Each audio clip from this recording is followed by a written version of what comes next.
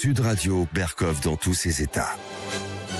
Nous sommes en guerre. Pour la deuxième nuit consécutive, les sirènes ont retenti à travers tout le pays. C'est une escalade majeure à laquelle on assiste entre Israël et l'Iran. Et une pluie de missiles a transpercé le ciel israélien. Les missiles iraniens ont fait au moins 10 morts et plus de 200 blessés. Au milieu des gravats, les secouristes s'activent. J'ai traversé des périodes difficiles dans ma vie, mais je n'ai jamais vécu quelque chose comme ça. En aucun cas nous laisserons l'Iran avoir la bombe atomique. La personne de Madame Rima Hassan, sa personne est sacrée. Vous savez, je suis sacré. La République, c'est elle. La République, c'est moi. C'est celui qui le dit qu'il est. Nous sommes en guerre. Et oui, et cette fois-ci, nous sommes vraiment en guerre, on le redit à chaque fois, hein, l'Ukraine, la Russie, aujourd'hui Israël, l'Iran. Voilà, c'est confrontation, jusque à quand, jusqu'où ça va aller, quelles conséquences pour nous? Eh bien, on va en parler. On va prendre le temps d'en parler avec Alexandre Delval, qui est, comme vous le savez, géopolitologue et qui a écrit plusieurs livres sur le sujet du totalitarisme, du Proche-Orient et de la guerre des civilisations. Hein. Après Samuel Huntington, mais il a eu aussi ses dilections et ses intuitions. On va prendre le temps d'en parler et puis ensuite, bien les perles, les huées, bravo, Mélenchon, Jean-Luc Mélenchon qui compare Rima Hassan à Victor Hugo et pourquoi pas, on a les directions qu'on peut et puis Orwell, revu et corrigé absolument par le wokisme et la bien-pensance et les référendums en Suisse. Et oui, en France, on n'a plus de référendum depuis au moins 20 ans, mais en Suisse, c'est tous les jours ou presque. Alors, qu'est-ce que vous préférez comme démocratie? Et en seconde partie d'émission, Pierre Conessa, un livre remarquable, un livre qui pose vraiment, il tombe dans une actualité plutôt brûlante, repentance et victimisation, la maladie auto-immune de l'Occident. Voilà, est-ce qu'on peut encore donner, nous, hommes blancs, occidentaux, des leçons à l'humanité? Oui, et surtout, est-ce qu'on a à en recevoir du matin au soir? On en parle tout à l'heure, mais pour le moment, la guerre. Ici, Sud Radio. Les Français parlent au français. Je n'aime pas la blanquette de veau. Je n'aime pas la blanquette de veau. Sud Radio, Berkov dans tous ses états. Le petit Satan qu'il faut éradiquer. Nous allons en finir avec la République des mollahs, avec le régime des ayatollahs sanguinaires. Voici ce qui se dit en ce moment. Hein. Et le Moyen-Orient, effectivement, est en pleine convulsion. Ce n'est pas nouveau, mais cette fois-ci, c'est à un autre rythme. Un pas a été franchi, on en parle tout de suite. Sud Radio, Berkov dans tous ses états. Le fait du jour.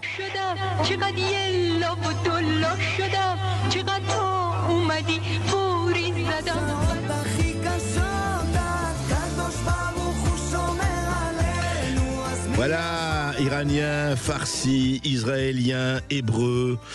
Voilà, il fut un temps où effectivement ils étaient très proches, hein, du temps du Shah, etc. Il y avait une entente assez cordiale et plus que cordiale entre Israéliens et Iraniens, en tout cas dans les régimes respectifs. Et puis est arrivé depuis 1979 la République islamique d'Iran, l'Ayatollah Khomeini, aujourd'hui Khamenei. Et demain, quoi? Eh bien, on va en parler justement avec Alexandre Delval. Bonjour Alexandre Delval. Bonjour. Vous êtes géopolitologue, faut-il le rappeler, vous avez écrit plusieurs livres très importants, d'ailleurs à chaque fois on vous a reçu et toujours avec plaisir. Le Merci. Plus récent étant Vers un choc global aux éditions de l'Artilleur. Alors Alexandre Delval, on voit aujourd'hui les médias du matin au soir sur un matin, comme d'habitude, et c'est normal, retrace ce qui se passe depuis, effectivement, vendredi, où il y a eu cette espèce d'attaque surprise pour les Iraniens, préparée depuis des années par les Israéliens, avec cette espèce de frappe chirurgicale un peu partout, avec, effectivement, les missiles qui tombent aujourd'hui sur Tel Aviv, comme les Israéliens qui ont, effectivement, apparemment le champ libre dans les airs sur toute la partie ouest de l'Iran, et jusqu'à Netanyahou qui dit voilà, nos soldats sont effectivement en train de survoler Téhéran et le resteront. Alors Alexandre Delval, est-ce qu'on est passé effectivement à on a franchi un cap avec ce qui se passe aujourd'hui au Moyen-Orient? Oui, mais le cap a été franchi le 7 octobre. Alors, je m'explique. Oui. Je fais pas sans faire d'émotionnel, le carnage, quelque chose d'inouï depuis la Shoah, en mettant de côté cette partie-là, bien sûr, importante, humaine. Oui. Le 7 octobre a consisté, de la part du Hamas, à entraîner l'Iran dans une guerre qu'il ne voulait pas. Je sais que tout le monde ne le dit pas, mais c'est évident. L'Iran n'avait aucun intérêt à la destruction de ses proxys les plus capables de harceler la population israélienne avec des centaines de milliers de missiles, c'est plutôt des roquettes, tout simplement pour une raison de proximité. Les proxys qui portent bien leur nom les plus proches, c'est-à-dire le Hezbollah, le Hamas, ont été plus que abîmés, et l'une de leurs bases qui leur permet d'être ravitaillés, la Syrie, est tombée par effet de ricochet. Donc le Hamas a entraîné le Hezbollah, prisonnier de son discours existentiel qui n'existe que parce que il y a un ennemi israélien. Et le problème du Hamas et du Hezbollah, c'est que si Israël leur tape pas dessus, ils n'ont plus de raison d'être. Parce que les deux sont contre les populations majoritaires et contre les structures majoritaires. Pardon, Alexandre Delval, juste un mot, c'est important. Vous êtes persuadé, vous, en tout cas c'est votre avis, parce que certains disent, non, l'opération d'octobre 2023, du 7 octobre, a été commanditée par l'Iran, en tout cas a été impulsée par l'Iran, vous dites absolument pas. Absolument pas, c'est-à-dire que l'Iran aidait le Hamas, des gens comme Sinwar, bien sûr, avait même été nommé avec l'autorisation de l'Iran, mais le Hamas a une autonomie qui a été sous-estimée par tous les analystes, puisqu'il est un mouvement sunnite, frères musulmans, très lié au Koweït, à la Malaisie, mais surtout au Qatar. Donc il avait un agenda propre, et surtout la branche militaire n'avait pas les mêmes objectifs que la branche politique, qui était dans les salons au Qatar, et la branche militaire a décidé d'aller beaucoup plus loin que ce que les Iraniens soupçonnaient. Et c'est ça qui a entraîné les Iraniens dans quelque chose qu'ils ne voulaient pas. Mettez-vous à la place de l'Iran. C'est mathématique, la géopolitique. Je veux le programme nucléaire et balistique. Ouais. J'ai des proxys qui harcèlent Israël et qui pourraient faire pleuvoir, mais vraiment une pluie énorme de missiles, de roquettes pendant des mois. Rappelez-vous, 2007, pendant quelques semaines, Israël était asphyxié économiquement. Moi, je m'étais rendu à Haïfa et à la frontière à Methoula. Il y avait personne dans les rues. C'est-à-dire que Israël ne pourrait pas tenir une pluie de roquettes pendant 6 mois, 1 an, de la part de proxys trop alimentés. Ça veut dire quoi? Pour empêcher l'Iran d'avoir le programme nucléaire et balistique à point, il fallait premièrement éliminer ou amoindrir le Hezbollah et le Hamas, faire tomber la Syrie qui était une plateforme qui alimentait le Hamas et le Hezbollah et vice-versa.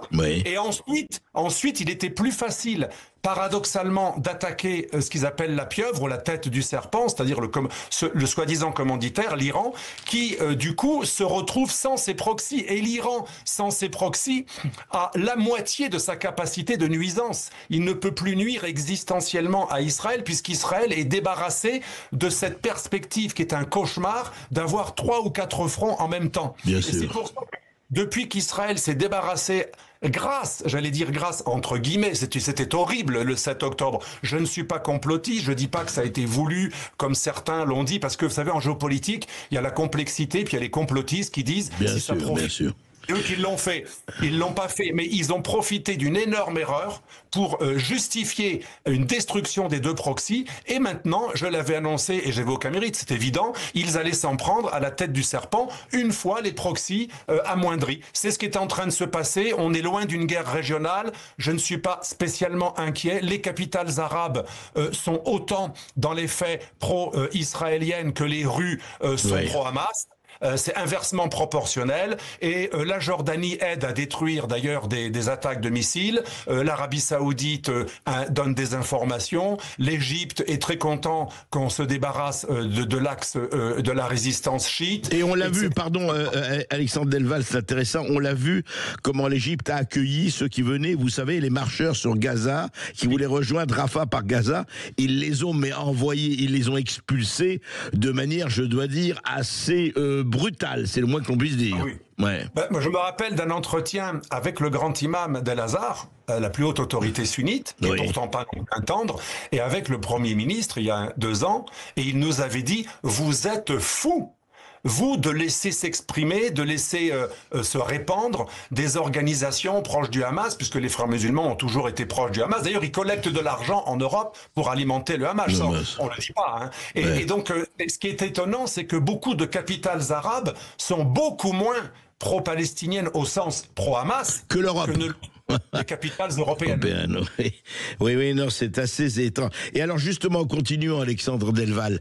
Donc, en fait, ce qu'on assiste, vous dites, les capitales arabes, ne parlons pas de la rue arabe, etc., mais les capitales arabes observent tout cela et quelquefois ne sont pas mécontentes qu'on fasse, aller entre guillemets, le sale boulot à leur place. Et on l'a vu d'ailleurs au Liban et ailleurs.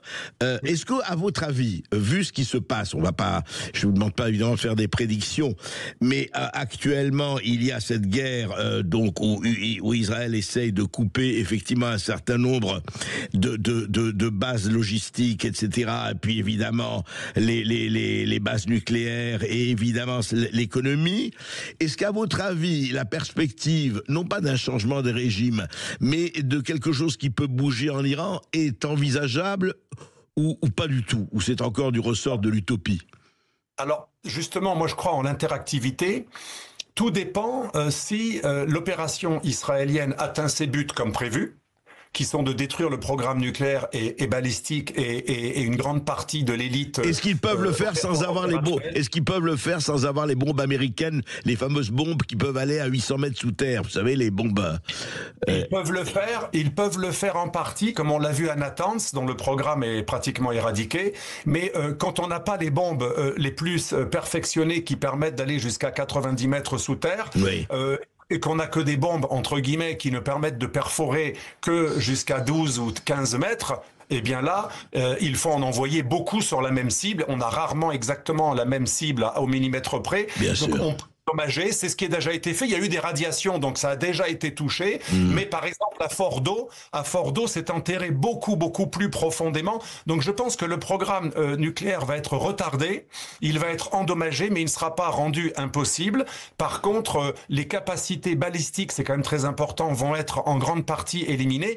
Et c'est ça la grande question. Est-ce qu'Israël va monter contre elle l'opposition par réflexe nationaliste qui finirait par être moins favorable au changement de régime s'il y a trop de civils touchés, s'il y a trop d'infrastructures civiles ou de civils touchés dans la capitale ou ailleurs, ou si l'opération reste assez chirurgicale, donc le contraire de Gaza, est-ce que l'opposition va continuer à avoir la légitimité de souhaiter un renversement de régime, et c'est pas le cas de toute l'opposition. Comme vous le savez, il y a le Parti constitutionnaliste d'Iran, libéral-démocrate, le CPI, il y a le Front national d'Iran, c'est les anciens de Mossadegh, il y a les fameux Moudjahidines du peuple, qui sont aussi totalitaires que le régime, mais qui sont en bisbille depuis quelques années après l'arrivée de Khomeini. Oui. On a aussi des mouvements ethniques, azéris, bien entendu, qu'Israël connaît bien, avec le partenaire azéri de l'Azerbaïdjan libre. On a aussi des mouvements kurdes, mais assez minoritaires. On a toute une série de mouvances de l'opposition armée ou purement politique. Alors il y a aussi le Shah d'Iran, mais qui représente pas grand-chose. Et il en est conscient du coup. Du coup, il se présente comme un fédérateur des oppositions en prétendant qu'il serait que président par intérim et qu'il ne serait pas roi s'il y avait une réussite de l'opposition. Il essaie de fédérer tout ça. Je pense que tout dépendra de l'évolution de ce conflit. Il était prévu pour 7 à 10 jours. Il risque de durer de 15 à 3 semaines. Et la deuxième grande question, c'est les Iraniens. Ont-ils seulement 2000 missiles balistiques? Ou ont-ils, comme le disent certains, entre 20 et 30 000?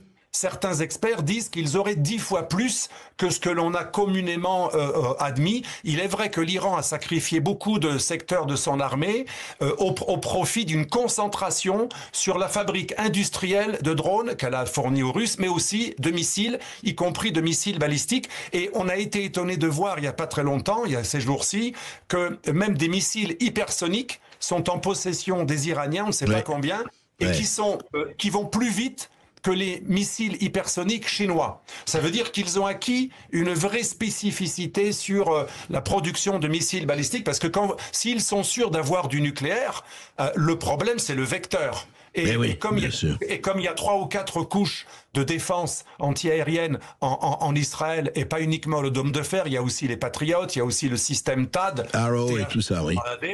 Et donc, si vous voulez, il faut saturer. Pour saturer celui qui a une bonne défense antiaérienne, il faut produire de manière industrielle plein de missiles. Et c'est ce qu'a fait l'Iran depuis des années. Donc là, on a une question, et je pense que peu d'experts ont la réponse pour l'instant. Oui, vous voulez dire qu'on ne sait absolument pas le chiffre même approximatif de missiles que possède réellement l'Iran. Alors on parle. Regardez sur Internet, ou même avec l'IA, ou même regardant les experts qui s'expriment sur tous les plateaux en ce moment, ils vous disent entre 2000 et 3000 missiles balistiques. Ok, si on compte que les balistiques, pas les missiles classiques. Oui, oui. Mais d'autres experts, moins de plateaux, mais que j'ai pu retrouver, affirment qu'on serait à peu près à 10 fois plus. Alors qui a raison? C'est peut-être entre les deux, mais même s'ils en ont que 10 000. Ce que dit Pierre de Jong, qui est un des plus sérieux parmi ceux qui passent sur les plateaux. Tout à fait. De Jong, on est d'accord. Jusqu'à 10 000. Donc là, 10 000, ça serait autre chose. S'ils n'ont que 2000 missiles, dans une semaine, ils sont à court de missiles s'ils en envoient 100 à 200 par jour. Mais s'ils en ont 10 000, ça va durer beaucoup plus longtemps. Et est-ce qu'Israël aura le relais américain? Voilà ce qu'il faut, pas uniquement pour Vous les avez raison. C'est aussi la question. Alors, restez avec nous, Alexandre Delval, et restez avec nous, auditeurs résistants de Sud Radio, parce qu'on va parler aussi des conséquences économiques. Actuellement, Israël est en train de bombarder des installations pétrolières ou gazières. On va en parler. Qu'est-ce que ça donne et surtout, quelles conséquences on peut avoir pour nous en Europe? On est avec Alexandre Delval. C'est passionnant. À tout de suite. Sud Radio, Berkov dans tous ses états. Et nous sommes toujours avec Alexandre Delval, avec le géopolitologue, pour parler justement de ce qui se passe actuellement au Proche-Orient. Et on a esquissé avec lui, il a esquissé un certain nombre de perspectives. Effectivement, ça dépend des armements de chacun respectif, évidemment, et qui tiendra le plus longtemps et le mieux. Mais justement, Alexandre Delval, je voudrais qu'on aborde deux choses. D'abord, les perspectives économiques. Est-ce que l'arme qui consiste à bombarder les installations pétrolières ou gazières, comme Israël a commencé à le faire en Iran.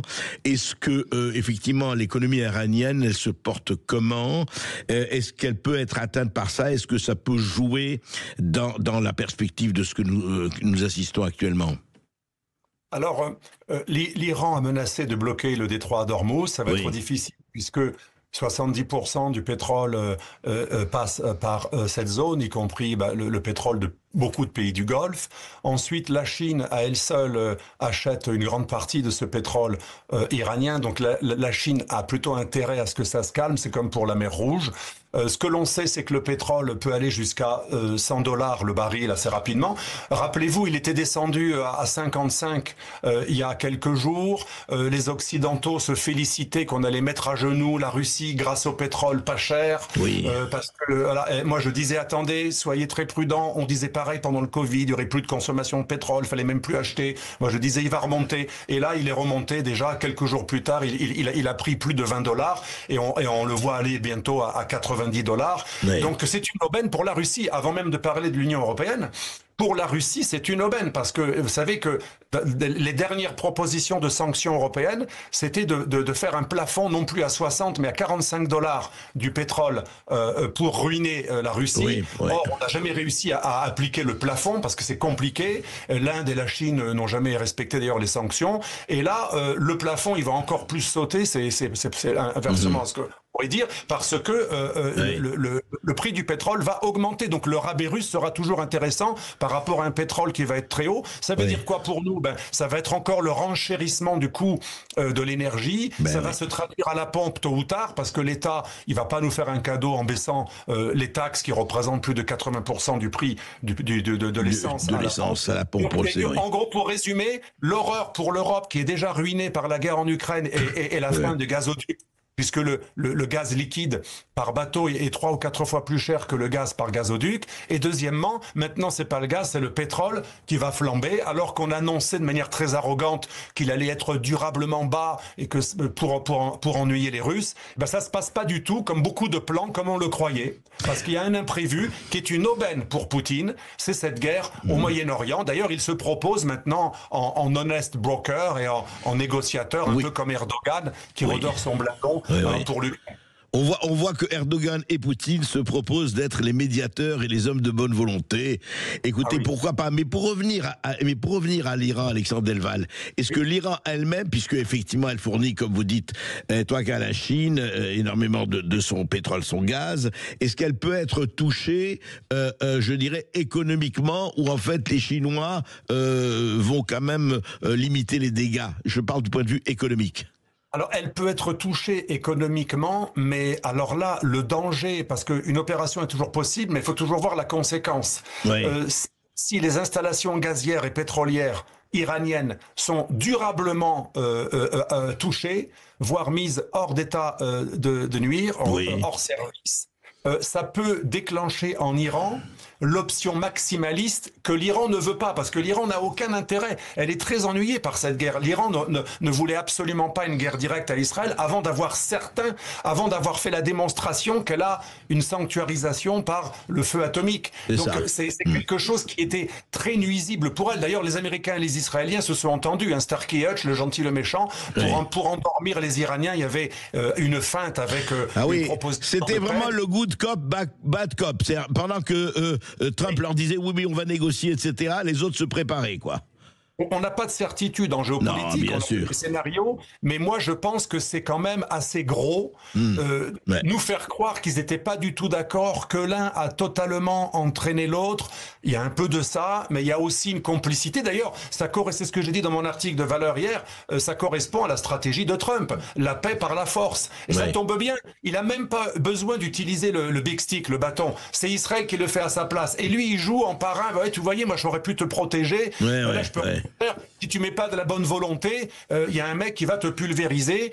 Il est encore temps de signer un traité. Voilà ce que dit Trump. C'est fantastique pour Trump et pour Poutine, pour les deux. Pour les deux, ça va être une occasion. Trump, pour appliquer sa négociation à la dure, il y aura le chaos si tu signes pas. Et là, l'avantage, c'est pas moi qui donne le chaos. Et pour Poutine, on l'a déjà dit. Donc, je pense qu'ils se sont entendus.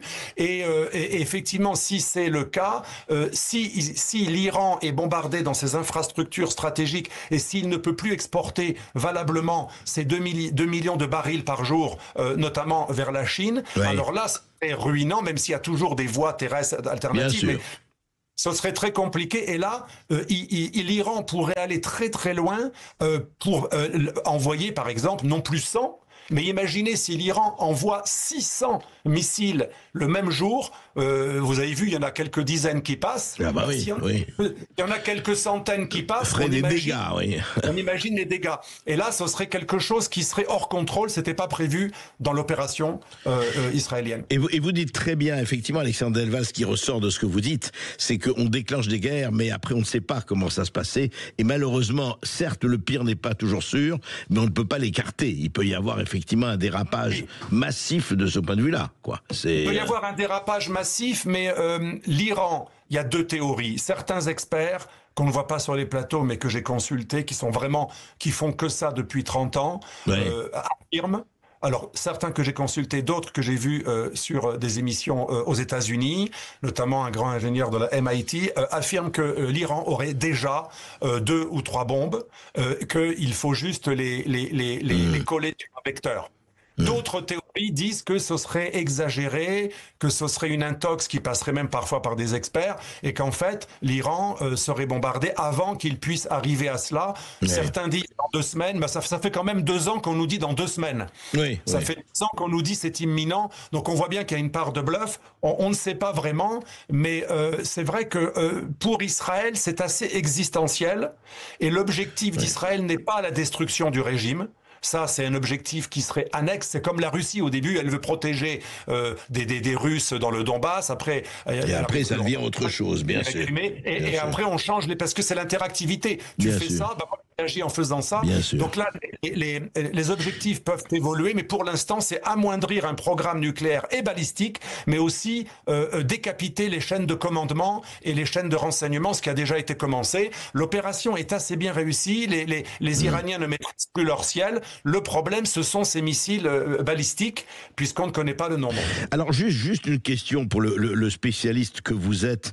Et la dernière question sera, on va revenir à l'Europe. Mais comment expliquez-vous expliquez-vous, alors on a dit oui, ça fait des années, comment expliquez-vous quand même que le Mossad, je parle du premier soir, du premier jour, alors on a vu les précédents avec Ismail Haniyeh du Hamas qui avait été annihilé dans un appartement effectivement au cœur de Téhéran ou à côté, comment vous expliquez quand même cette extraordinaire avancée du renseignement, de savoir l'appartement de tel des gardiens de la Révolution, les champs, les drones fonctionnant de l'intérieur même du territoire iranien. Comment on arrive à ce degré de sophistication? Parce que ça, quel que soit ce qu'on peut penser qu'Israël est le plus grand agresseur du monde et vice-versa, comment on arrive à ce point de, je crois, s'il y a eu des Iraniens, comment on arrive à ce que Mossad, je dirais, colonise une partie de l'appareil dirigeant iranien? En fait, tout simplement, c'est parce que le Shah d'Iran, finalement, il est tombé il n'y a pas extrêmement longtemps. Il y a encore des gens qui ont la soixantaine et qui étaient des partisans d'Israël et qui travaillaient dans les structures de sécurité et les forces armées iraniennes à l'époque de la chute du Shah. Et donc, il y a beaucoup d'Iraniens qui sont des enfants de militaires ou d'espions qui eux-mêmes ont été récupérés par l'espionnage israélien, Hamas, Mossad et autres. Et en fait, on a eu une énorme coopération entre Amérique, Israël et Iran depuis très très longtemps jusqu'à 1979, et beaucoup d'agents étaient dormants, ou leurs enfants, parce que souvent on a des gens qui héritent. Voilà, on a souvent des gens qui héritent du statut un peu de leurs parents. Ils sont connus par les services, on connaît leur famille. Et parfois, les pères ont vraiment transmis leur flambeau. Et donc, on a des gens qui sont depuis très longtemps des agents dormants du Mossad et de Haman en Iran. Et il y a beaucoup d'Iraniens, il y a beaucoup aussi d'Iraniens qui sont juifs et qui ont émigré aux États-Unis. Il y a qui sont pas forcément devenus israéliens et qui ont réussi à se fondre, à revenir sur le territoire iranien ces 30 dernières années, sans forcément être repérés comme juifs, parce que ce sont des Iraniens à tous les effets, et beaucoup de noms sont à la fois portés par des chrétiens arméniens iraniens ou assyro-chaldéens, par des musulmans et par des juifs. On a des noms de famille qui sont portés par les trois religions, c'est comme au Liban. Bien sûr. Donc, si vous voulez, c'est un pays qui a et je le répète, contrairement aux Arabes, il y avait une extrême proximité même depuis l'Antiquité, entre le peuple juif et la nation iranienne. Et donc, c'était plus facile à infiltrer que certaines sociétés bédouines arabes fondées sur le sang arabe et les lignées arabes. Les Perses, c'est autre chose. Et effectivement, la lignée, la civilisation n'ont rien à voir. Dernière question, Alexandre Delval, pour ce tour d'horizon. On en fera d'autres avec vous, j'espère. En fait, on a commencé à parler de l'Europe. Mais alors, comme d'habitude, et comme pour la guerre russo-ukrainienne, l'Europe se retrouve gros gens comme devant. C'est-à-dire que l'Europe, qui ne va jouer aucun rôle là-dedans, puisque, comme vous le savez, notre président de la République bien-aimé était au Groenland, où effectivement c'était totalement le moment d'y aller, parce que tout se passait au Groenland, bien sûr. L'Europe, alors, quid de l'Europe comme d'habitude, elle va regarder, elle va encaisser et elle va être cocu, battue et contente? Je ne sais pas si c'est la même configuration que l'Ukraine où elle était le dindon de la farce, mais elle est suiviste et elle est solidaire. Elle est solidaire de l'alliance avec Israël. En parole, pour avoir l'électorat musulman, les Starmer, les Macron et les premiers ministres de pays comme l'Espagne font du palestinisme à fond depuis le 7 octobre, depuis les représailles suite au 7 octobre. Mais dès qu'Israël est en danger, je dis pas que c'est bien ou mal, c'est un constat purement géopolitique, il y a quand même une solidarité. Les Anglais, les Français ont également des bases dans les pays du Golfe. Nous, c'est les Émirats. On a aussi beaucoup de structures, tous les Occidentaux en Jordanie, des coopérations avec pratiquement tous les pays du Golfe, même le vilain méchant, même le vilain petit Qatar, et donc si vous voulez, l'Europe est quand même présente pour tout ce qui est renseignement, appui, mais aussi parfois système de détection, participation à des antimissiles, à des interceptions de missiles, et on voit le rôle de la Jordanie qui a toujours été un bastion. C'est vrai, mais économiquement, vous l'avez dit déjà, on va se retrouver quand même dans peut-être pas la position la plus aisée, c'est le moins que l'on puisse dire. Ah oui, il est certain que le grand drame de l'Europe, c'est de ne pas avoir une énergie autochtones, domestiques, de ne pas avoir assez investi dans la transition énergétique, ce qui fait qu'on n'est même pas en avance là-dessus. On donne des leçons au monde entier avec des Greta Thunberg, avec son écharpe palestinienne, etc. Mais en fait, ça va pas très loin. La Chine est en avance sur nous, c'est quand même le comble dans la transition énergétique écologique, dans le vert, dans les voitures qui n'ont pas de moteur combustible, dans le photovoltaïque, dans pratiquement tout. Même les Américains, les États fédérés sont en avance sur certains domaines, certains États. Donc l'Europe affiche un super écologisme. Elle a juste plombé ses propres industries automobiles avec l'interdiction à venir du moteur à combustible thermique, de 2035. Et en plus, comme on s'est privé de la seule énergie fossile qui n'était pas chère et qui était écologique, c'était le gazoduc en provenance de Russie. On est assez bête, par contre, pour avoir gardé le gaz russe, mais par bateau. Ce qui montre notre bêtise, quand même, que c'est même pas moral. C'est même pas qu'on s'est privé de tout le gaz russe parce qu'on serait... on s'est privé uniquement du gaz russe, écolo et pas cher. On est vraiment, d'un point de vue énergétique, le dindon de la farce, et donc on importe d'États très charmants, comme le Qatar, comme l'Algérie, comme bien sûr. Et on est dépendant. Merci beaucoup, Alexandre Delval. On va suivre tout cela et merci d'avoir donné ces éclaircissements, vous voyez, et on va suivre évidemment. À tout de suite. Sud Radio, la blanquette de veau. Sud Radio Berkov dans tous ses états. Eh bien, moi, ce que j'aime, c'est quand deux personnes s'aiment et le disent.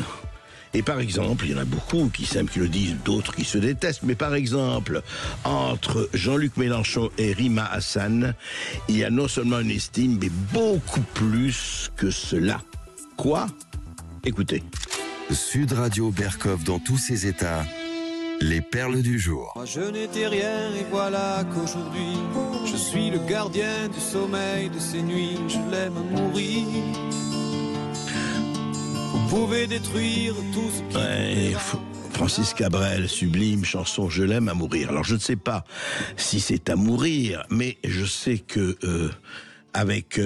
quand Rima Hassan devait retourner, vous savez, de cette flottille pour Gaza, Jean-Luc Mélenchon a tenu un meeting, c'était le 11 juin, la veille du retour donc de Rima Hassan qui a été expulsé par le gouvernement israélien, par les Israéliens. Eh bien, il y a eu un meeting et rappelez-vous de cette parole que quand des policiers l'avaient empêché de rentrer dans son bureau de la France Insoumise, et il avait dit « La République, c'est moi, ma personne est sacrée ». Eh bien, c'est quelque chose qui lui a plu, puisqu'il a répété cela dans ce meeting. Écoutez ce qu'il disait de Rima Hassan. Voici ce qu'il vous reste à entendre, monsieur le Premier ministre, monsieur le Président de la République.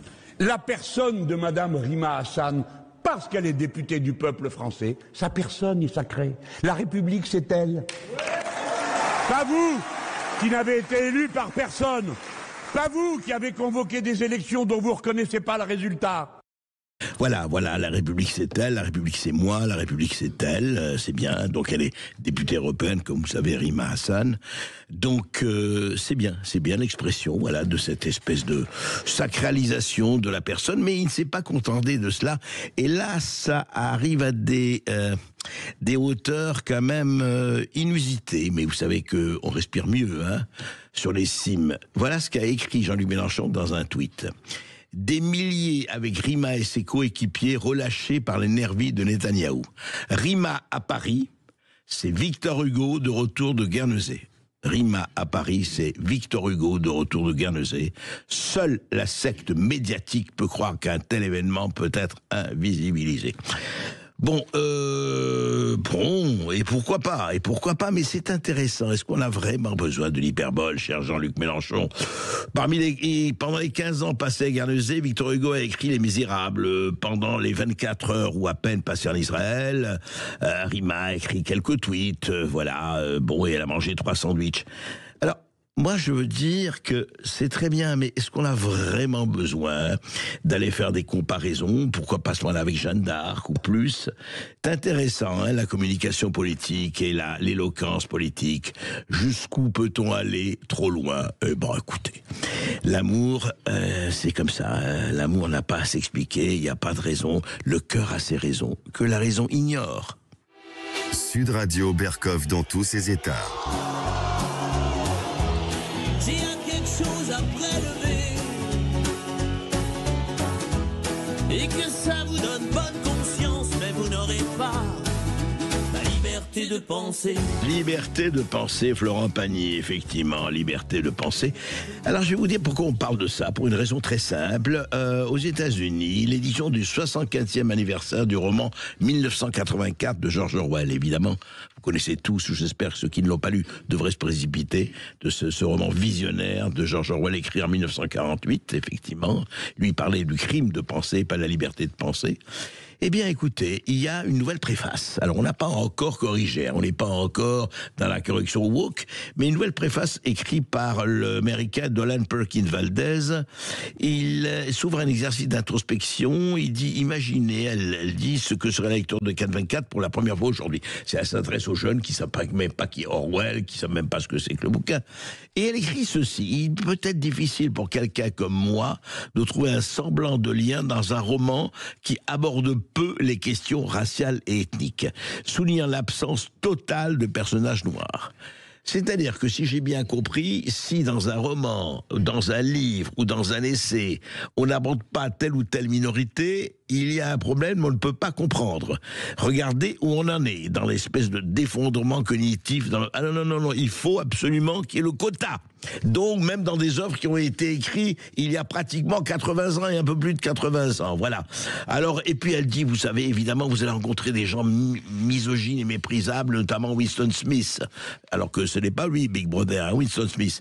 Eh bien, vous savez, il faut faire la différence entre un personnage imparfait et une histoire imparfaite. Voilà. On a donc besoin, aujourd'hui, d'encadrer moralement, correctement, politiquement, éthiquement, correctement, un livre de George Orwell. Ça devient intéressant, hein, dans le côté travail de la pensée. Sud Radio Berkov dans tous ses états.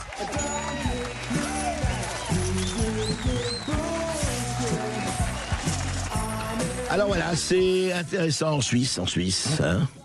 Le maintien de l'argent liquide sera bientôt inscrit dans la Constitution fédérale à la suite de l'initiative citoyenne de 2023. Oui à une monnaie suisse libre et indépendante sous forme de pièces et de billets. Voilà, c'est les auteurs, membres du mouvement suisse pour la liberté, exigent que les pièces de monnaie ou les billets de banque soient toujours disponibles en quantité suffisante, le cash bien sûr, et que tout projet de remplacement du franc suisse par une autre monnaie soit soumis au vote du peuple et des cantons. Voilà, ils sont incroyables ces Suisses. Depuis quand on demande au peuple de trancher, ça va pas la tête? Nous, on s'est arrêté en 2005, on a compris, hein, référendum sur la Constitution européenne, on a compris, on a tout arrêté, ça va, le référendum, c'est pour les Suisses, quoi, vraiment. Eh bien voilà, ça s'appelle un pays où, effectivement, on peut encore dire et faire passer dans la Constitution fédérale que le cash reste et que les billets de banque, parce qu'une majorité des citoyens sont d'accord pour ça. Étonnant, non? Étonnant. Enfin, je dirais, c'est quoi la démocratie? Non, c'est par le peuple, pour le peuple? Non. Eh bien voilà, ça se passe en Suisse, c'est tout à côté, vous savez, c'est pas loin. Ça se passe en Suisse. Le peuple, par le peuple, pour le peuple. Référendum. Regardez bien ce nom, ce sera bientôt dans les livres d'histoire, hein. Ce sera bientôt une espèce de chose très dépassée. Pour écouter cette émission et les suivantes, les précédentes même, rendez-vous sur le site internet de Sud Radio, sur YouTube, sur Spotify, sur toutes les plateformes de streaming. Vous pouvez vous abonner aussi à nos réseaux sociaux. On a dépassé le 1 million depuis un petit moment sur YouTube. Mais c'est pas le moment de relâcher les bras. Allez, on s'abonne et on en parle autour de soi. Merci beaucoup.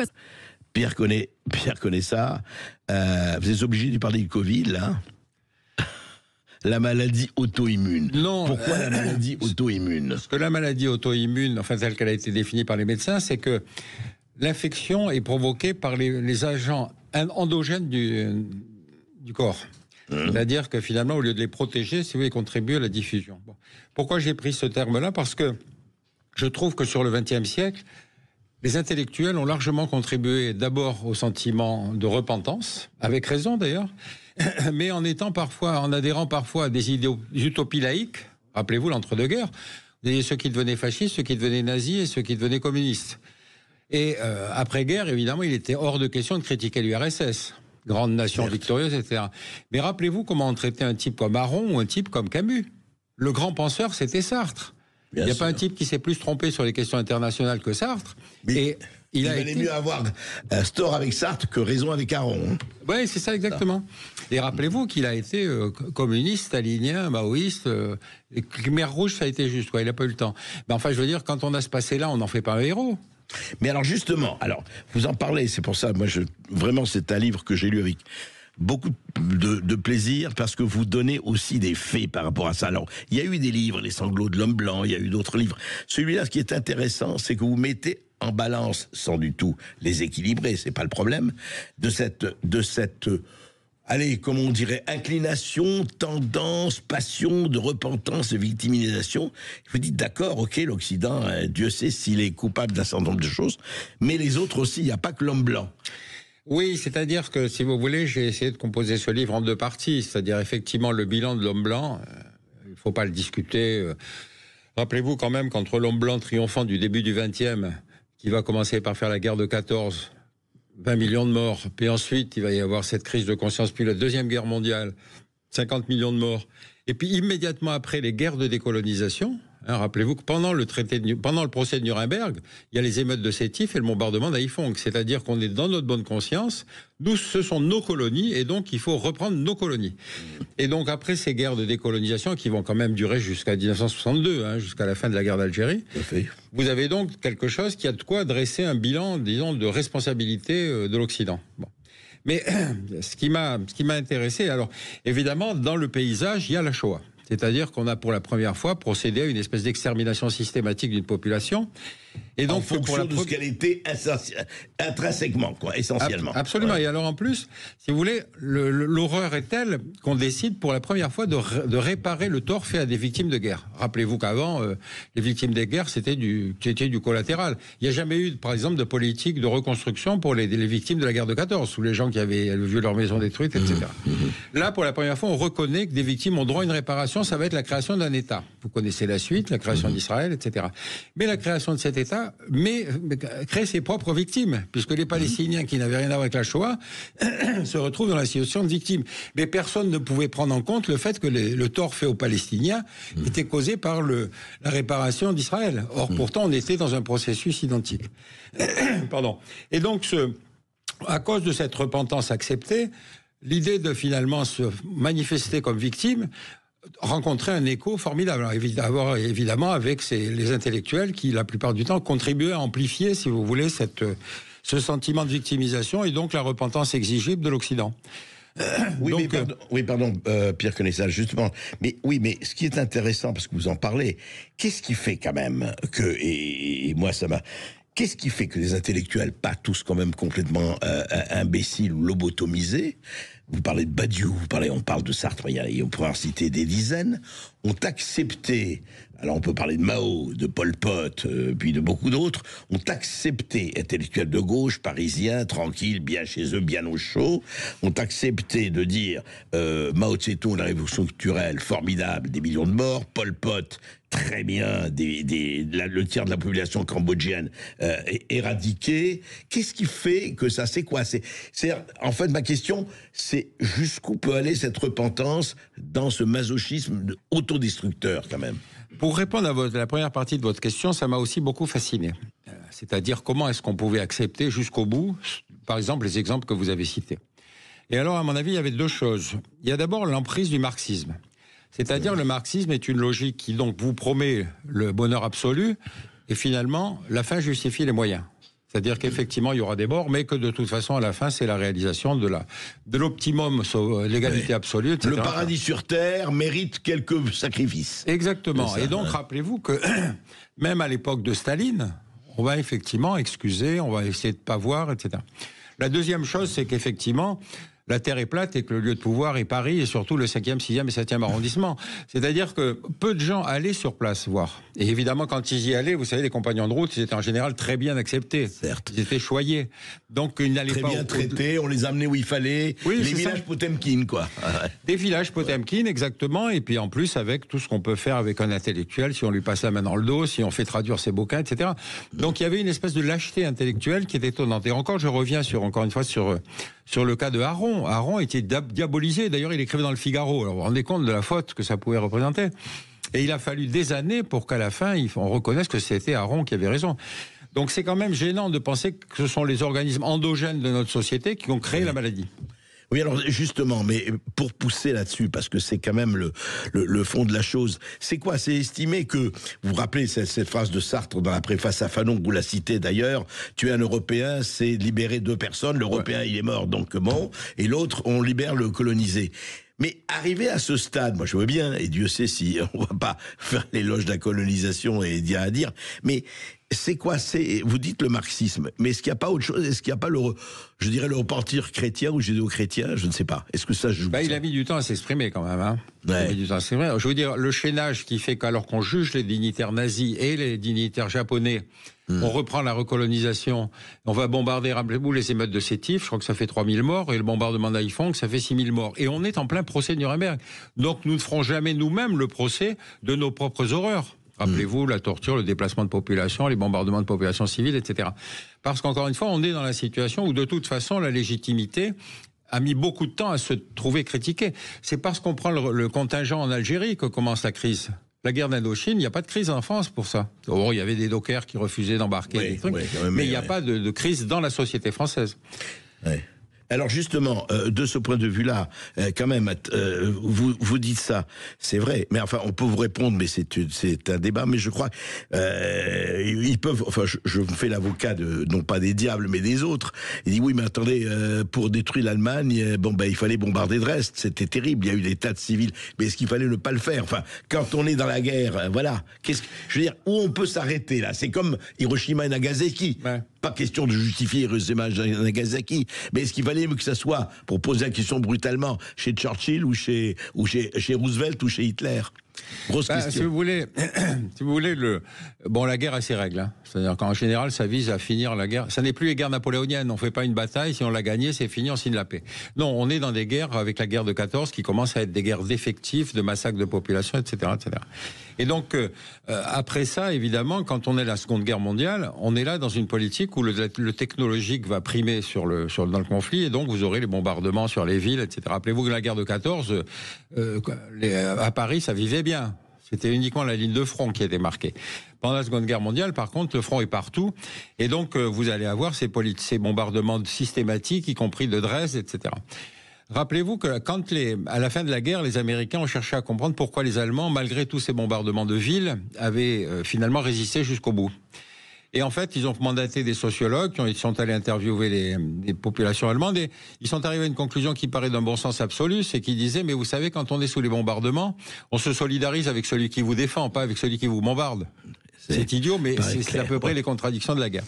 Et donc, toutes ces choses-là, évidemment, ont fait qu'on n'a pas empêché, par exemple, pendant la guerre du Vietnam, de continuer les bombardements avec des B-52 qui balançaient des bombes sur des populations à 6000 mètres d'altitude.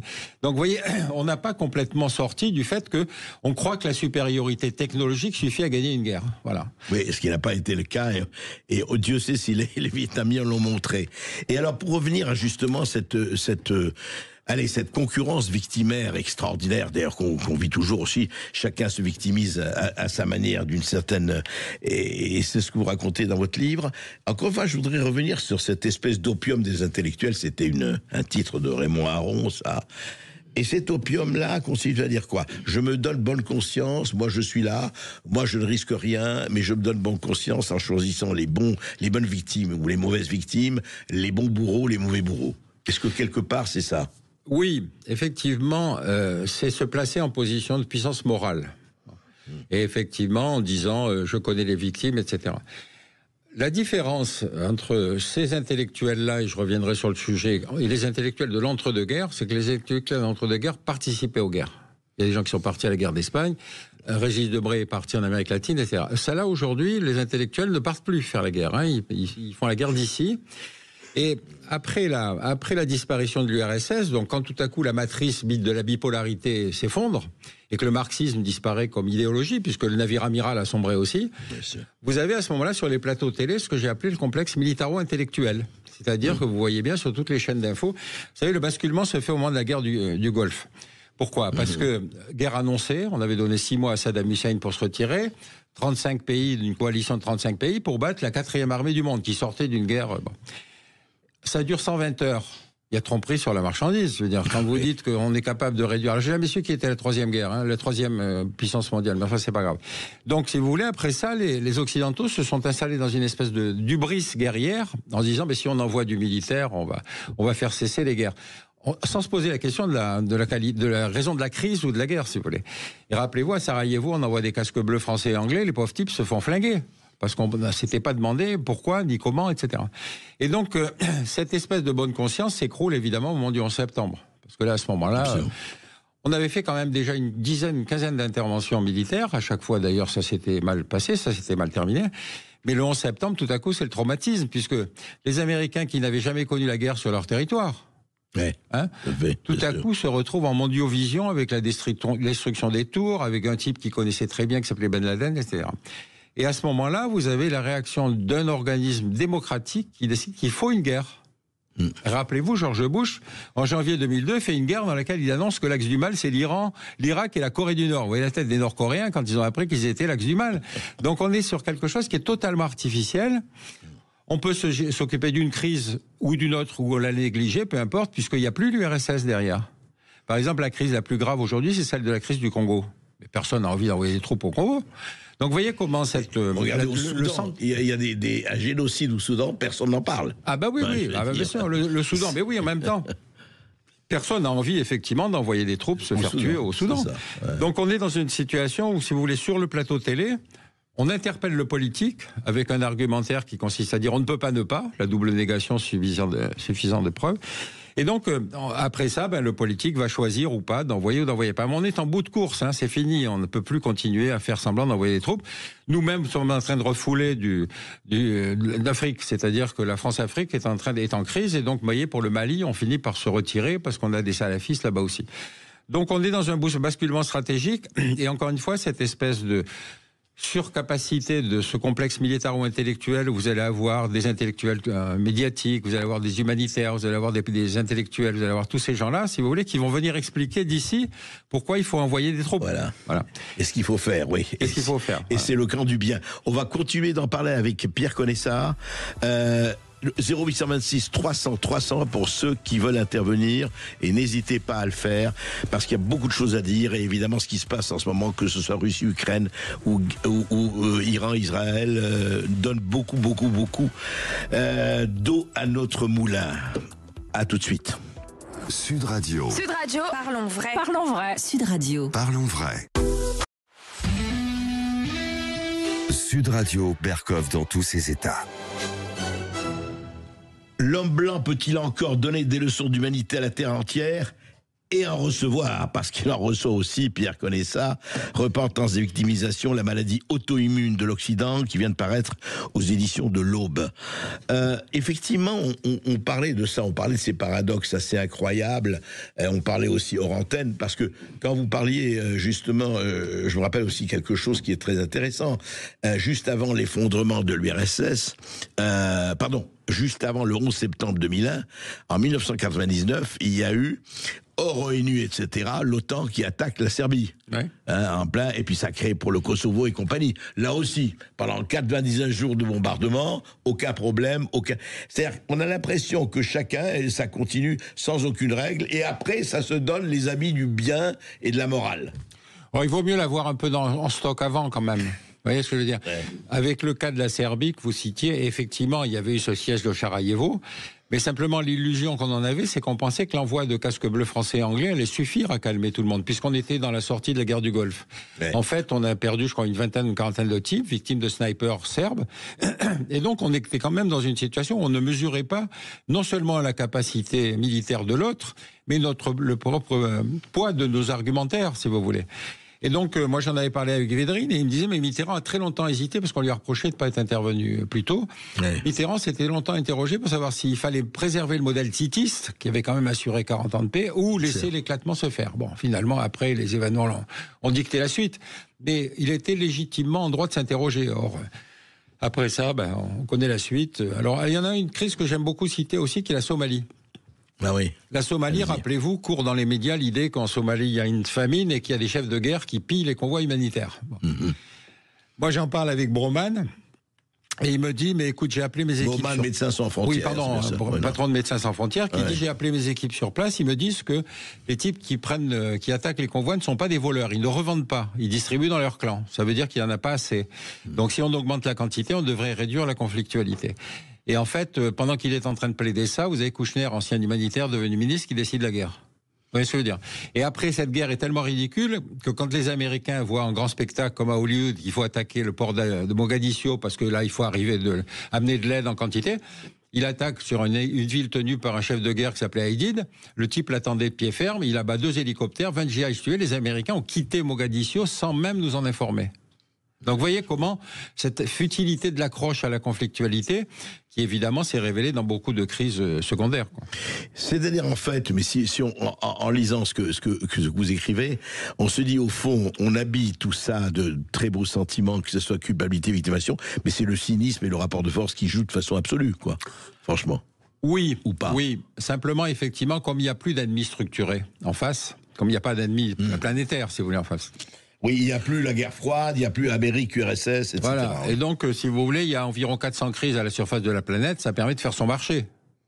Il y a des crises qui n'intéressent personne. Je vous disais tout à l'heure, la crise la plus grave aujourd'hui, c'est la crise du Congo, mais personne n'a envie d'envoyer du monde au Congo. Donc le massacre se passe tranquillement, le Soudan c'est pareil, la Somalie pareil. Congo, Rwanda, c'est fou, 300 000 hommes, femmes et enfants tués. Oui. Personne n'a...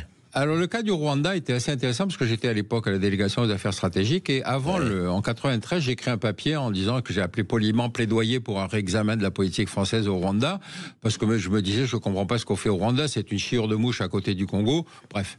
Mais c'était tenu par la chaîne militaire La France-Afrique, si vous voulez, remontant à l'Élysée. Donc je me fais engueuler par un militaire du cabinet qui me dit quand on connaît pas un sujet, on n'écrit pas dessus. Bon, quelques mois plus tard, le génocide commence. Et après coup, on a fait justement avec mes collaborateurs, parce que je l'avais un peu en travers de la gorge, le bilan du système d'information français. Oui, donc on a repris toutes les notes de la DGSE, toutes les notes du renseignement militaire, tous les télégrammes diplomatiques, etc.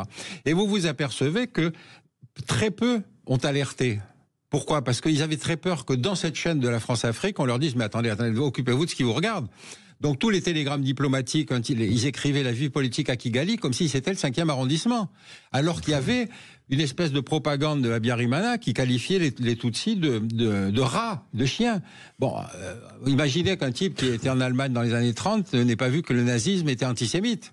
Et donc, cette chaîne... Il ne le faisait pas par peur de paraître...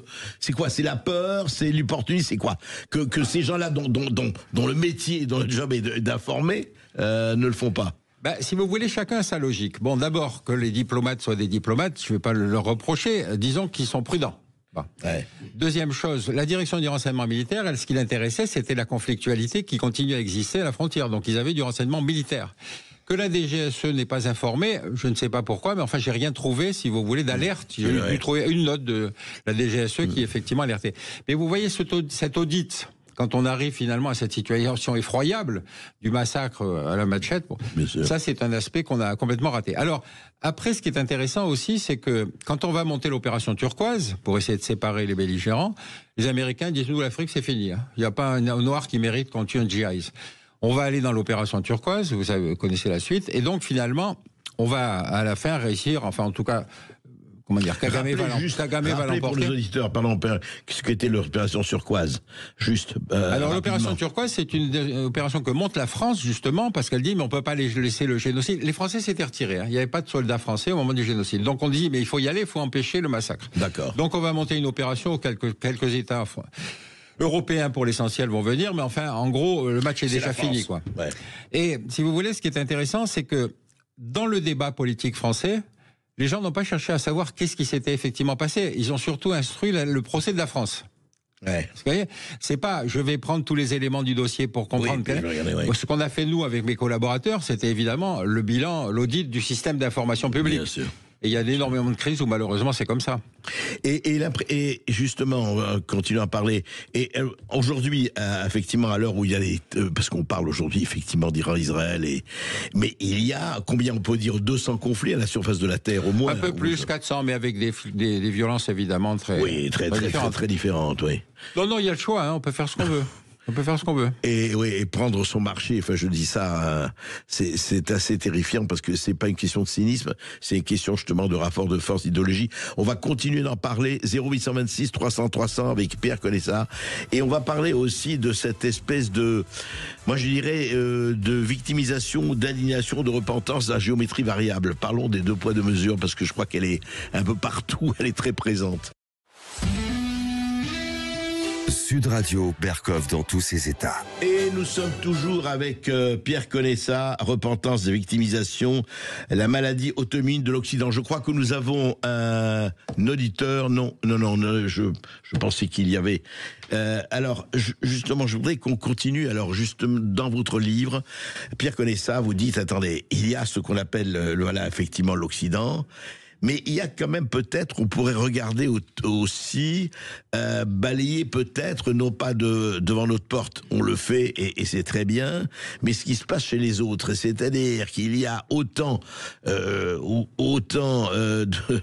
de massacres, de génocides, enfin, il faut remplir ça avec précaution, mais quand même, chez d'autres, notamment en Afrique, en Asie et ailleurs, qui, elles, passent totalement sous silence.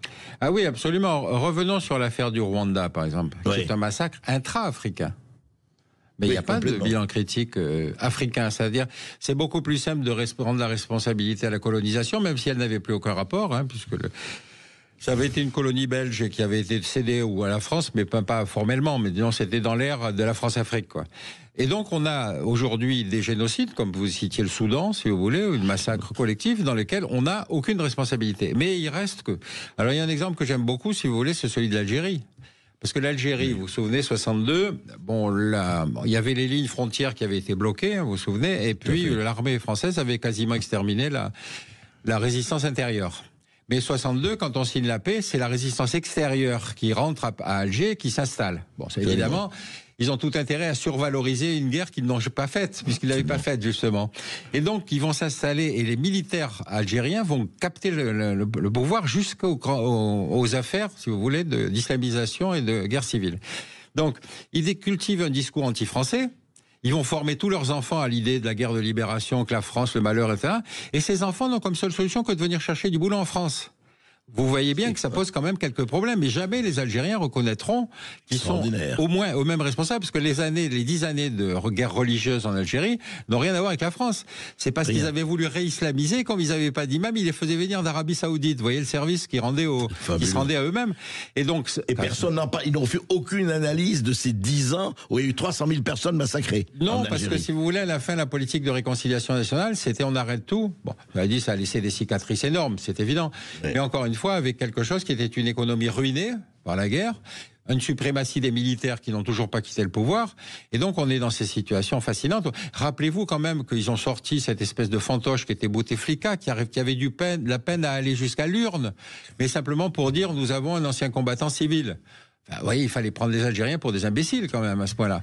Donc c'est ça l'Algérie. Puis aujourd'hui, évidemment, je ne reviens pas sur l'affaire Boualem Sansal, mais vous voyez bien combien la construction anti-française est une espèce d'identité politique en Algérie. En fait, c'est une espèce de cheval, qui leur sert bien. D'ailleurs, c'était Xavier Driancourt, vous savez, l'ancien ambassadeur de France en Algérie, qui m'avait rappelé, moi vraiment c'est quelque chose qui n'a pas été c'est que les signataires des accords d'Évian, c'était pas les mecs de l'armée de l'intérieur. Ils avaient été balayés. 6 mois après, c'est l'armée de l'extérieur, c'est Ben Bella et compagnie. Oui, on les a fait sortir de prison puisqu'ils étaient emprisonnés en France. Et c'est eux qui vont effectivement, dans un premier temps, capter le pouvoir. Mais en Algérie, il n'y a pas d'autre légitimité pour le moment que celle de l'armée, quoi.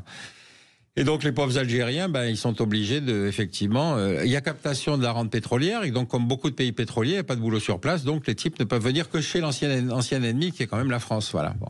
Donc aujourd'hui, les enfants de 2e ou 3e génération, qui sont parfois nés en France, si vous voulez, ont parfois du mal, effectivement, ils recherchent une identité dans une espèce de radicalisation religieuse.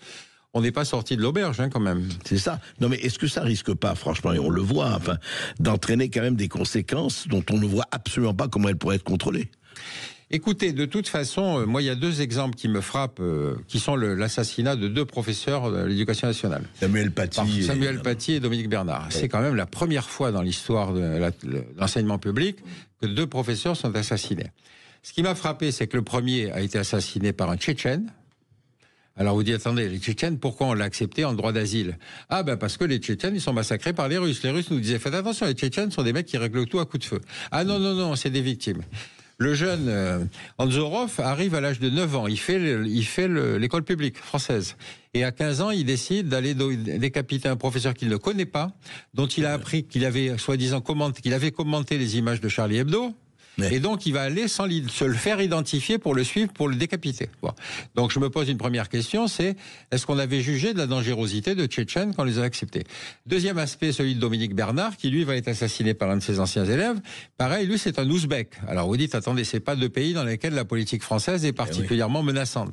Ça veut dire qu'on a un droit d'asile, si vous voulez, qui ne regarde plus la dangerosité de l'individu qu'on accueille, mais est-ce qu'il est menacé chez lui? À la fin, vous vous retrouvez, quand finalement le droit d'asile leur est refusé, avec la situation des OQTF. Ah oui, non, il ne peut pas rester, il faut qu'il s'en aille. Vous avez obligation de quitter le territoire français. Obligation. S'il vous plaît, obligation de quitter le territoire français. Et comme vous savez que la jurisprudence européenne fait que même si vous voulez expulser quelqu'un, il faut vérifier qu'il sera bien traité chez lui. Vous dites, on va renvoyer aux Algériens, leurs anciens islamistes, on va libérer de prison, vous pensez comment ils vont les récupérer? Et donc, on est dans cette situation aberrante où le droit a perdu contact avec la réalité. Que ce soit le droit d'asile, d'ailleurs, ou que ce soit le droit européen. Oui, et puis voilà, et les politiques ont totalement plié devant cela. Enfin, ils se sont courbés. Ah, totalement, parce qu'encore une fois, si vous voulez, quand on dit qu'on vit dans un état de droit, c'est bien, mais il faut que le droit ait un contact avec la réalité. Un peu, oui. Vous le voyez bien qu'avec l'obligation, l'interdiction d'expulser un type qui est sous OQTF, ça veut dire qu'il est sorti de prison, il a fait sa peine, il est toujours dangereux et on ne veut pas le garder, mais on ne peut pas l'expulser. Donc il y a un moment où vous dites, attendez, les juges, faut mettre les types à Bruxelles, quoi. Il n'y a plus que ça comme solution. C'est clair. C'est clair. Et effectivement, comme Bruxelles commande, enfin en tout cas, tout se passe comme si Bruxelles commandait. Je voudrais alors justement venir à cette espèce de... Mais ça fait partie, je dirais presque, on dirait quand même, parce que pourquoi personne parmi les politiques, les juges disent, écoutez, c'est une situation aberrante, vous le dites, tout le monde le constate, enfin beaucoup le constatent, ils sont un peu lucides, mais on ne peut rien faire. Ce qui est extraordinaire, c'est dans la bouche des politiques, même d'un certain nombre d'intellectuels ou d'un certain nombre de sachants, de guillemets, oui, c'est vrai, c'est terrible, mais on ne peut rien faire. On ne peut rien faire, c'est quoi? Ça vient de quoi, ça? D'abord, la fragmentation du champ politique, ça c'est une chose, c'est-à-dire que si vous pouvez accuser l'autre de porter atteinte aux droits de l'homme, si vous voulez, vous avez gagné le match, quoi. Bon. Donc on ne sait pas ce que c'est que les droits de l'homme, mais ça fait rien si vous êtes soupçonné d'avoir porté atteinte. Bon. Et donc on est dans ces situations où, si vous voulez, il n'y a pas de discours politique consensuel et fort sur cette question-là. Pourquoi? Parce que regardez le droit d'asile, la France, pays des droits de l'homme, terre d'asile. Moi, je me suis amusé une fois, je lisais tellement de télégrammes diplomatiques dans la fonction que j'occupais au ministère. Ouais. Une fois, je me suis amusé à écrire un télégramme diplomatique sans objet. C'est-à-dire, la France, membre permanent du Conseil de sécurité, puissance nucléaire, pays des droits de l'homme, ne peut pas, dans cette région du monde où elle compte tant d'intérêts, etc., etc. Et puis, j'expliquais qu'il fallait envoyer du militaire, etc. Et je l'ai glissé dans le paquet. Et personne n'a résisté. J'avais ni la date, ni le lieu, si vous voulez. Mais c'est simplement pour dire comment vous êtes pris culturellement dans un système. Et encore une fois, celui qui va alerter, c'est celui qui, malheur à celui qui, etc., etc. Vous connaissez la phrase de la Bible. Donc on est dans cette situation-là. Et aujourd'hui, on est exactement dans la même situation. On a aujourd'hui à Tel Aviv un type qui est un fasciste, qui s'appelle Netanyahou, qui a décidé de lui-même d'exterminer les gens de Gaza. Il est appuyé par des religieux qui ont dit, mais ça c'est la terre qui nous a été donnée par Dieu. Vous l'avez déjà entendu cet argument-là.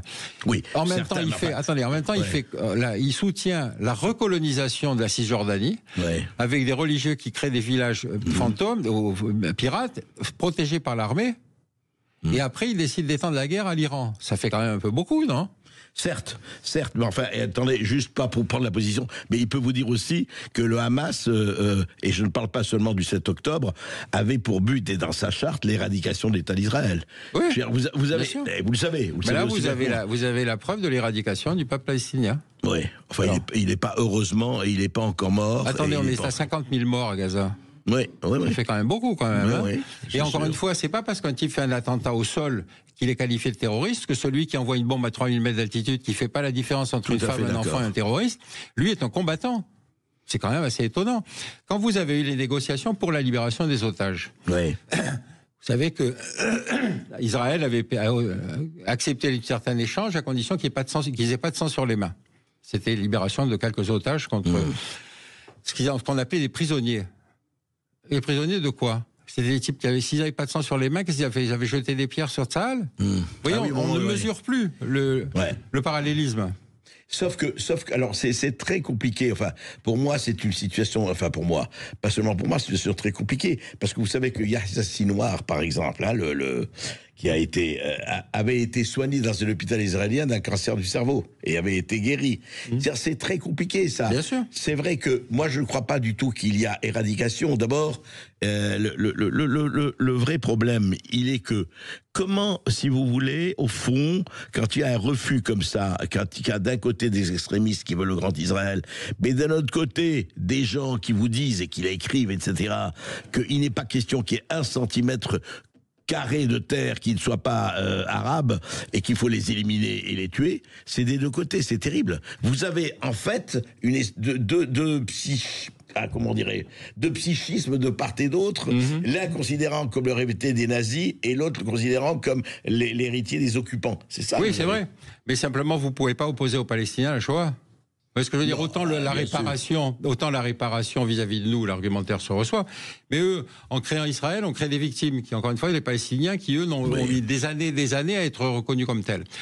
Deuxième chose, on était effectivement, et là vous avez complètement raison, on était en pleine négociation des accords d'Abraham, c'est-à-dire que les pays du Golfe commençaient à se dire... Israël, enfin, on peut peut-être arriver à trouver un modus vivendi, etc. Le Hamas a cassé cette dynamique-là, puisque finalement, au-delà des dirigeants, il s'est adressé au peuple en disant, regardez, ils trahissent la cause.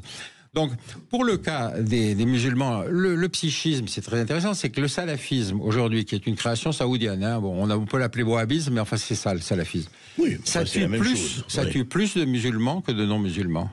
Oui, mais ça, alors. Vous voyez ce que je veux dire, c'est-à-dire qu'on est dans le délire le plus complet. Non, mais ça c'est vrai, mais c'est pas une excuse. Enfin, vous le présentez comme une excuse. Le problème, c'est que pour les salafistes, les musulmans qui ne croient pas au salafisme pur et dur ne sont pas des musulmans. Ce sont des faux musulmans, ce sont des mécréants. Ça, non, je ne le présente pas du tout comme une excuse. Pas du tout. C'est qu'au contraire, c'est beaucoup plus facile de désigner Israël comme faute de tout, comme c'est plus facile de désigner l'ancien colon, sauf de se regarder ses propres problèmes. Le monde arabo-musulman aujourd'hui est en plein délire. Encore une fois, parce que ils ont très peur des Iraniens. C'est des chiites. Il y a une guerre sunnite-chiite aujourd'hui. Et cette guerre sunnite-chiite est une guerre qui est très violente, qui se fait en particulier par des attentats, qui se fait par des accrochages, etc. Mais ils continuent à raconter que le problème, c'est Israël. Ça n'est plus le problème israélien. Leur véritable problème, encore une fois, c'est d'apprendre à vivre avec des pays qui ne sont pas de même culture, qui ne peuvent pas les qualifier de mécréants parce qu'ils ne sont pas sunnites majoritaires, etc. C'est quand même l'Algérie qui a subi cette crise interne qui a fait plus de 200 000 morts. Mais alors, est-ce que vous ne pensez pas, et c'est vraiment l'un des sujets de votre titre, en tout cas la seconde partie de votre bouquin, parce que là vous touchez quelque chose de très fort. Qu'est-ce qui fait que nous, disons occidentaux, parlons comme ça, Pierre Coleza, nous sommes prêts à reconnaître, mais à en discuter, c'est vrai, là ça va pas du tout, on a été nuls là-dessus, etc. Et Dieu sait si on a pu être plus que nuls, ou criminels, ou autres. Et qu'est-ce qui fait que de l'autre côté, on dit rien. Il n'y a pas de problème. Et non, oui, mais c'est vous, bande d'occidentaux de n'importe quoi. Il faut que parce que vous avez été intrinsèquement, je ne parle pas du suprématisme blanc, vous avez été intrinsèquement l'homme blanc. Vous le savez, pour chez certains, hein, les économistes, vous êtes que des criminels, oppresseurs, etc., etc. C'est tout le woke aujourd'hui américain. Enfin, bon. Comment ça se fait que de l'autre côté, à part quelques exceptions, il n'y a pas de cette reconnaissance, en tout cas d'enseignement de cette reconnaissance. Nous aussi, on a fait des trucs. Ah ben absolument. Mais écoutez, de toute façon, c'est évident que c'est plus agréable d'être accusateur que victime quand même. Hein. Donc une fois qu'on est installé intellectuellement là-dedans, Vous voyez bien, comme je vous le disais, qu'aujourd'hui, il y a une guerre sunnite-chiite. Je pourrais vous citer plusieurs pays dans lesquels, effectivement, ils se massacrent entre eux, mais ils continuent à faire croire que c'est Israël leur problème. Et deuxième chose, vous avez effectivement ce travail d'audit interne, si vous voulez, est un audit qui ne se fait pas. C'est-à-dire les intellectuels du monde arabe n'ont pas le droit d'écrire sur certains sujets. Boualem Sansal, qui s'est permis de critiquer l'Algérie, dès qu'il a mis les pieds en Algérie, il l'ont condamné à 10 ans de prison. Vous croyez que ça entretient les intellectuels à s'exprimer clairement? Donc on est dans quelque chose qui est une espèce de censure institutionnelle, la cause sacrée, un peu comme on était à la guerre de 14 si on avait écrit Siegfried et le Limousin, vous voyez ce que je veux dire? Donc on est dans quelque chose qui est une espèce de psychose du monde arabo-musulman. Reprenons sur le cas de l'Iran. Moi, le cas de l'Iran m'intéresse tout particulièrement parce que c'est un pays qui a 3000 ans d'histoire. Ils sont emmerdants, les Iraniens, parce qu'ils ont toujours une histoire plus antérieure à la nôtre. Si vous voulez. Quand vous leur racontez la mythologie grecque, ils disent oui, ça vient de chez nous. Nous, c'est avant. Ouais, voilà. Et donc, ce pays, si vous voulez, a dans l'histoire contemporaine, a une histoire très intéressante parce que, en 53, Mossadegh nationalise le pétrole. Cet homme avait raison trop tôt. Nationaliser le pétrole à l'époque, les Américains organisent un coup d'État. Il va être renversé. Ils redistribuent le pétrole, quand même. C'est-à-dire qu'ils en prennent la grosse part et il laisse la petite part aux Anglais qui étaient jusque-là majoritaires. Mossadegh va finalement finir en exil. Et puis, installation d'un type, c'est le Shah d'Iran, qui parlait pas le persan. Il engueulait ses ministres en français. Oui, pas mal. La francophonie était fière, quand même. Et donc, ce type va rester 25 ans au pouvoir avec une police politique qui s'appelait Assavak, qui allait exterminer les opposants à l'étranger. Et puis, à la fin, quand il y a la révolution de 79...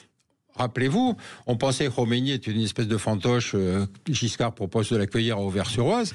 Moi, j'ai été très surpris parce que mes copains iraniens qui étaient des opposants de gauche allaient le voir à Neuf-le-Château parce que ils allaient faire allégeance.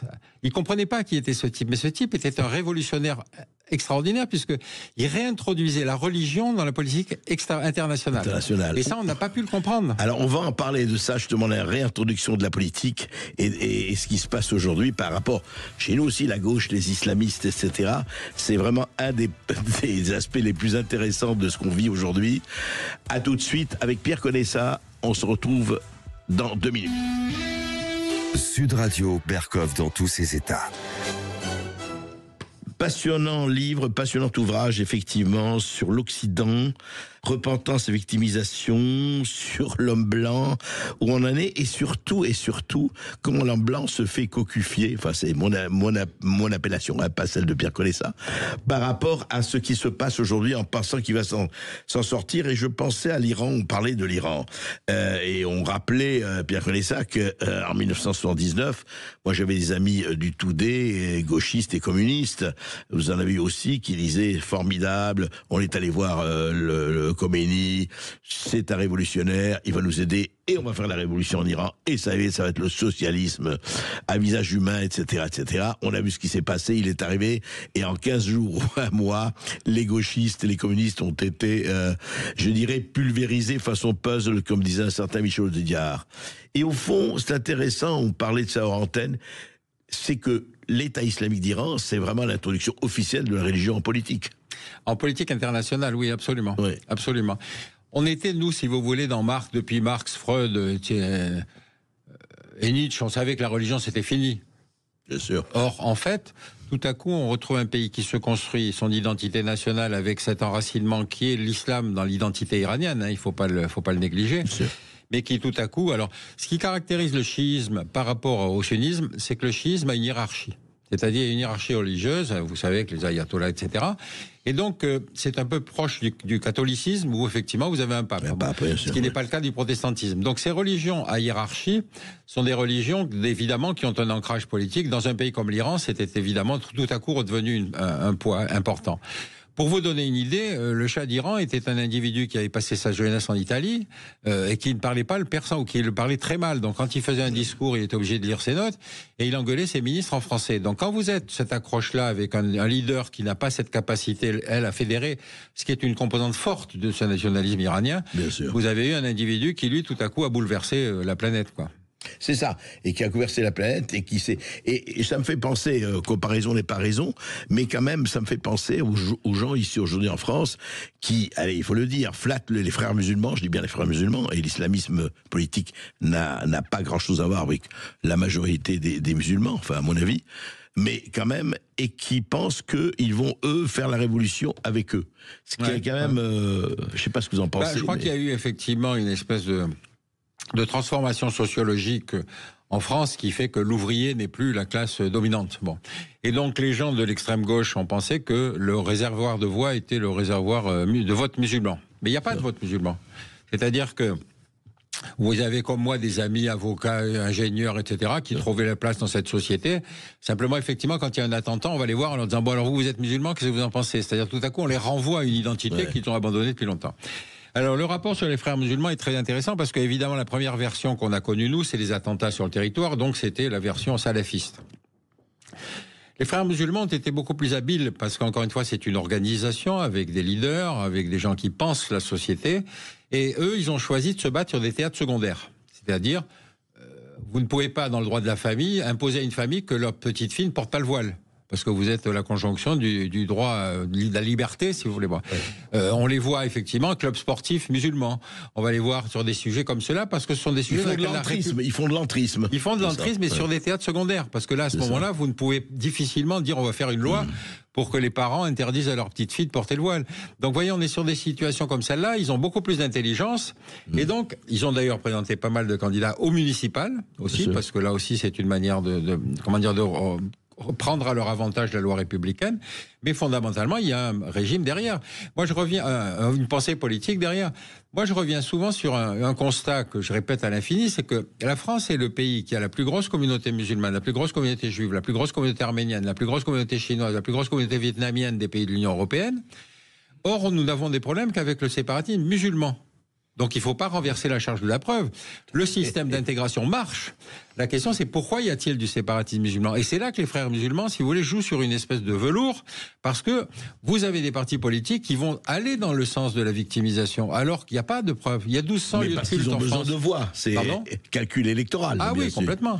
Et je vous dis, il y a plus de 1200 lieux de culte musulmans en France. Peut-être qu'il n'y en a pas assez, j'en sais rien, mais toujours est-il qu'on ne va pas expliquer que c'est une région interdite. Alors, ce qui a été intéressant, c'est que le collectif contre l'islamophobie en France, je ne sais pas si vous avez organisé il y a une quinzaine d'années.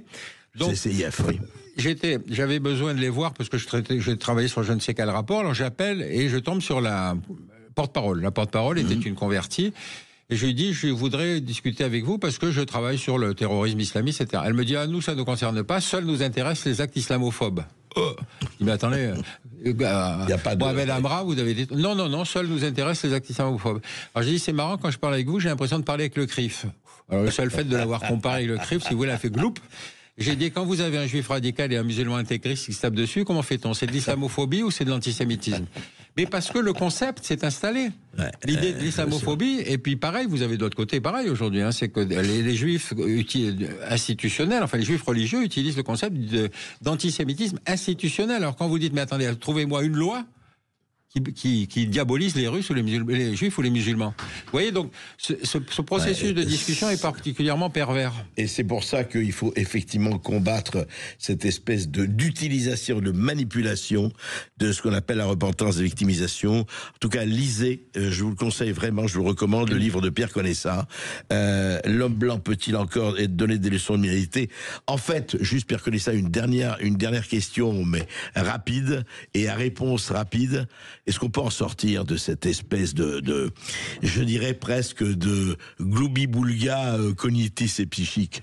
Écoutez, moi j'ai fait un projet que j'ai du mal à placer, qui est un petit guide de victimisation pour les plus oubliés par les LGBT. Vous reconnaîtrez que c'est un sujet important. Pas mal. Bon, alors la question c'est comment obtenir une lettre. Parce que si vous êtes plus, personne ne connaît. Mais si vous devenez Z ou W, etc. Eh ben j'ai beaucoup de mal à le placer. Parce que si vous voulez, personne n'ose, si vous voulez, poser la question comme ça. Parce que ce serait reconnaître que les LGBT... Pardon, oui. Vous l'avez écrit ? Oui, je l'ai écrit, bien sûr, mais je l'ai envoyé à plusieurs éditeurs et personne n'a voulu. Ah bah écoutez, alors je fais appel aux éditeurs, on va le publier. Il n'est pas question de ne pas le faire. C'est une très bonne idée. Merci beaucoup. Merci, bien connaît ça.